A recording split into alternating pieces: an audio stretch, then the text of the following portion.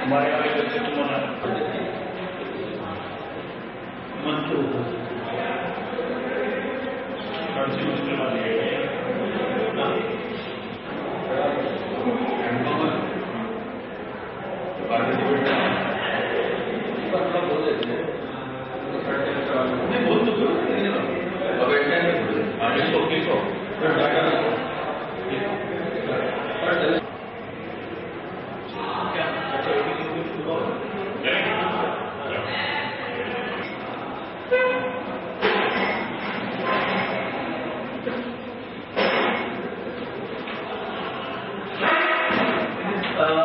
साप्ताहिक एक अखबार आता है श्रम शिखर, और इस अखबार के जो संपादक साहब हैं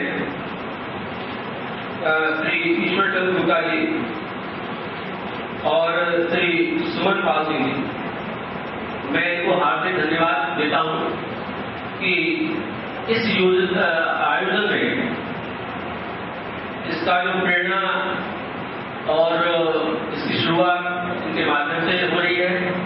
इन्होंने कहा कि हम इस आयोजन को कराएंगे और जो बच्चे अच्छे बोलेंगे, भागीदार जो होंगे, अच्छा बोलेंगे, उनको सबको हम प्रमाण पत्र मिलेंगे, जिससे कि उनका मनोबल बढ़े।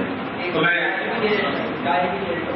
एक डायरी के लिए भी इन्होंने कहा, और हमारे अध्यक्ष जी, मैं स्वयं, इसके अलावा मैं धन्यवाद देता हूँ हमारे फैकल्टी मेंबर्स का, जो कि इस आयोजन में उन्होंने अपनी भागीदारी हम सब लोगों के साथ में कर रहे हैं, और आपको सुनाएंगे भी कि आप किस तरह से अपने विचार प्रस्तुत करते हैं। मैं आभारी हूँ श्री सिंह जी का, डॉक्टर मनोज अग्रवाल जी का, डॉक्टर सत्यमंद गुप्ता जी का, डॉक्टर सतराम जी का, डॉक्टर एस गुप्ता जी बैठे हुए हैं, मैडम श्रीमती प्रज्ञा लाठी साहब बैठे हुए हैं।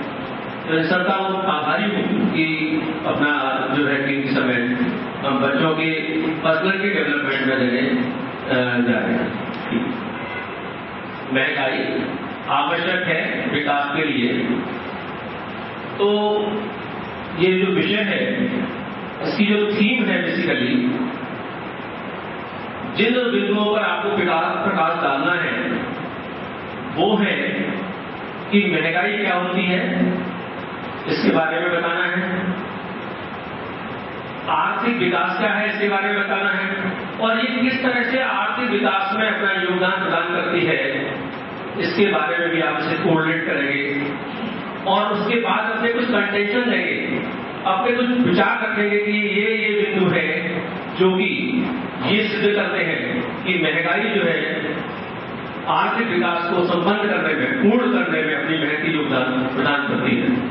जिन बिंदुओं को अभी हमने आपको बताया कि महंगाई का नेगेटिव पक्ष क्या है और पॉजिटिव पक्ष क्या है, राइट? कि जब तक महंगाई नहीं होगी, परचेजिंग पावर आपके हाथ में नहीं आएगी, परचेजिंग पावर नहीं होगी तो इन्वेस्टमेंट कैसे होगा, सेविंग कैसे होगी, सेविंग कैसे नहीं होगी तो कैपिटल फॉर्मेशन कैसे होगा, कैपिटल फॉर्मेशन नहीं होगा तो इंडस्ट्री नहीं खुलेगी, इंडस्ट्री नहीं खुलेगी तो विकास नहीं होगा। तो दूसरा पहलू ये भी, तो दो चीजें दोनों माध्यम से चल रही है, एक तरफ नेगेटिव साइड से तो एक तरफ पॉजिटिव साइड से। ये कुछ समस्या है, प्रॉब्लम्स हैं आज के डिस्कशंस की, इन प्रॉब्लम्स को आपको चुनना है और इन पर अपने मजबूती से विचार रखने हैं, ठीक है? हर वक्ता को 5 मिनट का समय, 5 मिनट का बताओ, 5 मिनट का विजय सिंह भंडारी आए और अपना, मैं महंगाई के उपलक्ष्य में बोलना चाहूंगा क्योंकि मुझे लगता है कि महंगाई इतनी लाभदायक है प्रत्येक व्यक्ति के लिए भारत में। महंगाई से तात्पर्य है कि वस्तुओं और सेवाओं का मूल्य जो वृद्धि हो जाती है दिन प्रतिदिन, वह अनिश्चित तरीके से होती है और इससे मुद्रा की जो मात्रा है, मुद्रा का स्तर है अंतर्राष्ट्रीय लेवल पर वो घट जाता है और मुद्रा स्थिति की स्थिति आ जाती है और वह महंगाई कहलाती है। आज भारत में दिन प्रतिदिन महंगाई बढ़ती जा रही है। कोई व्यक्ति मार्केट जाता है एक दिन पहले और दूसरे दिन फिर जाता है तो वह पाता है कि जो इच्छा है कि उसका काम चल जाए, बस वह नहीं चाहता कि वह अपने पेट भरने के लिए वस्तु को खरीदता है। अगर वो सब्जी खरीदने जा रहा है तो सब्जी के दाम जो है पिछले 5-6 महीने से लगातार बढ़ते जा रहे हैं और इस पर कोई लगाम नहीं है सरकारी। और भारत में एक कृषि प्रधान देश है, लेकिन यहाँ जो कृषि का आयात है सबसे अधिक, कृषि जो उत्पादन का सबसे अधिक आयात होता है विदेशों से, और जो यहाँ का निर्यात होता है वह कम मात्रा में और कम मूल्य पर कर दिया जाता है। जैसे भारत की चीनी है वो विदेशों को दे दी जाती है सस्ते दामों पर, और फिर वहाँ से चीनी खरीदी जाती है महंगे दामों पर, और चाय खरीदी जाती है बाहर से महंगे दामों पर। यह भारत की अर्थव्यवस्था की कमजोर स्थिति को दर्शाता है। और भारत एक कृषि प्रधान देश है, लेकिन यहाँ के जो छोटे किसान हैं उनके पास सुविधाओं की बहुत कमी है और उनके पास साधनों की कमी है, जिससे कि उनको अपनी कृषि की भूमि को आजकल बेचना पड़ रहा है और वह शहरों में एक कोई मामूली नौकरी करने के लिए लाचार है। ये एक कृषि प्रधान देश के लिए अच्छी स्थिति नहीं है। और जो नेता है हमारे राष्ट्र के, उन्होंने सरकार ने एक आम आदमी की प्रतिदिन की थाली की कीमत लगाई है 16 रुपए कि 16 रुपए में एक आदमी को भरपूर भोजन दे रही है उनकी सरकार, लेकिन पेट खाना खा ले।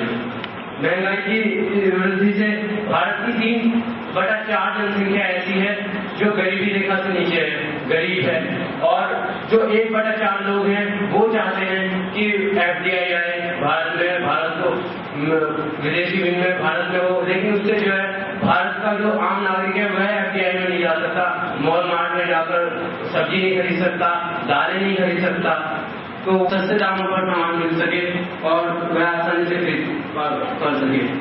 जहाँ तक कि पेट्रोलियम पदार्थों की बात करें, महंगाई से पेट्रोलियम पदार्थ और उसके जो कच्चे तेल हैं वे इतने बढ़ते जा रहे हैं कि आप देख सकते हैं अब सिलेंडर जो है वो 1200 रुपए प्रति एक सिलेंडर का सरकार 6 सिलेंडर देगी जो विदाउट सब्सिडी होंगे, उसके बाद आपको 1200 रुपए तक लग सकते हैं सिलेंडर के लिए। जो व्यक्ति 4 से 5 हजार रुपए महीना मजदूरी करके कमाता है 1200 रुपए का सिलेंडर खरीदेगा, ये तो आप मान नहीं सकते।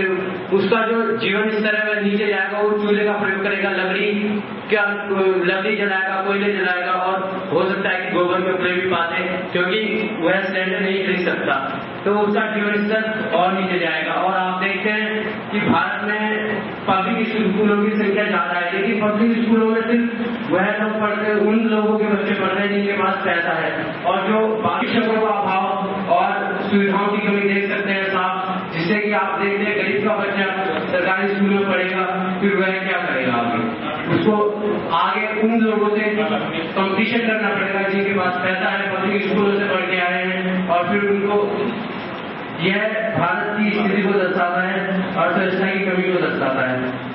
और हमारी भारत सरकार ने कुछ परिवारों को BPL घोषित किया, बिलो पॉवर्टी लाइन, लेकिन और वह कह रही है कि पेट्रोल और पेट्रोल से संबंधित जो सिलेंडर है वो उनको 3 सिलेंडर पास देगी जो सब्सिडी वाले हैं और जो बिलो पॉवर्टी लाइन है, लेकिन वह जो पेट्रोल पंप पर व्यक्ति खड़ा है वह कैसे ये बताएगा कि इस आदमी के पास BPL कार्ड है। अब ये तो लिखा नहीं कि वो कहेगा आप अपना कार्ड दिखाइए, मैं आपको सस्ते दामों पर पेट्रोल दूंगा, और आपके पास कार्ड नहीं है तो आपको महंगे दामों पर ही मिलेंगे।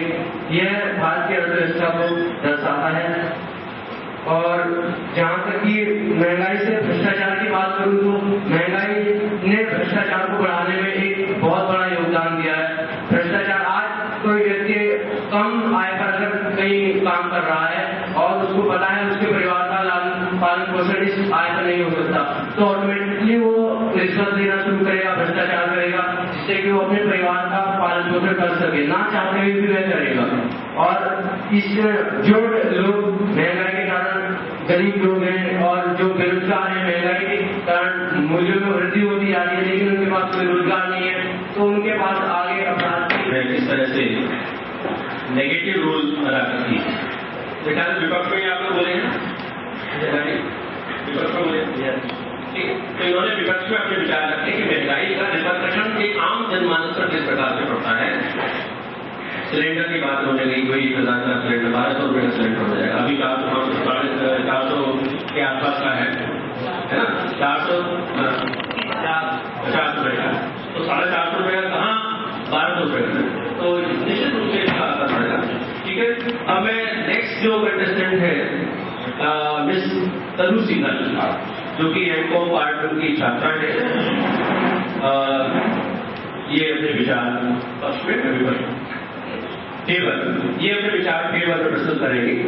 तो मैं Tanushree as the rising price is falling rate, but it is not the overall phenomenon.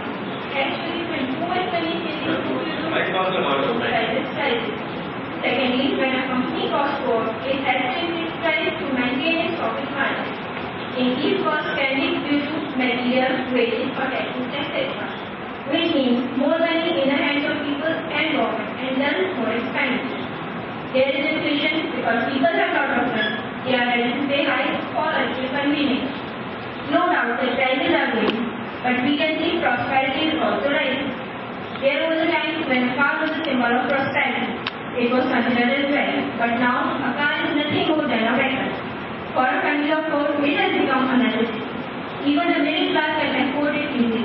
Subsidies can be seen on every table. Improved infrastructure and upgradation in the standard of living is the outcome of inflation. Thus, we can see that inflation is a sign of growing economy. And economy with no inflation has essentially stagnated. So, for the right level of economic growth, the right level of inflation is somewhere in the middle. Many people think that inflation is bad, but this isn't necessarily so. Inflation affects different people in different ways, and its effects also depend on whether the inflation is expected or not. If the inflation rate corresponds to what the government is expecting, which is known as anticipated inflation, the people can compensate and the cost isn't high. Problem arises when there is unanticipated inflation. Inflation in itself is not an issue. As long as the wages go up with the inflation, the people will still be able to maintain their standard of living. So the question isn't whether inflation is rising, but whether it is rising at a quicker pace than the salary. As we know, the excess of everything is bad. No doubt that inflation over 10% is considered as a serious struggle, but between 2 to 4%, it is hardly welcome. So the gist of the comparison is that mild inflation is good for economy because it prompts inflation, because it prompts consumption without destroying the value of people's savings. Thank you. Contestant जो है इला Agarwal, BCom first year, इला अग्रवाल, सब लोग lab कर लिया था जब ये प्रतिभा के आया था। And my friends, good morning to all of you.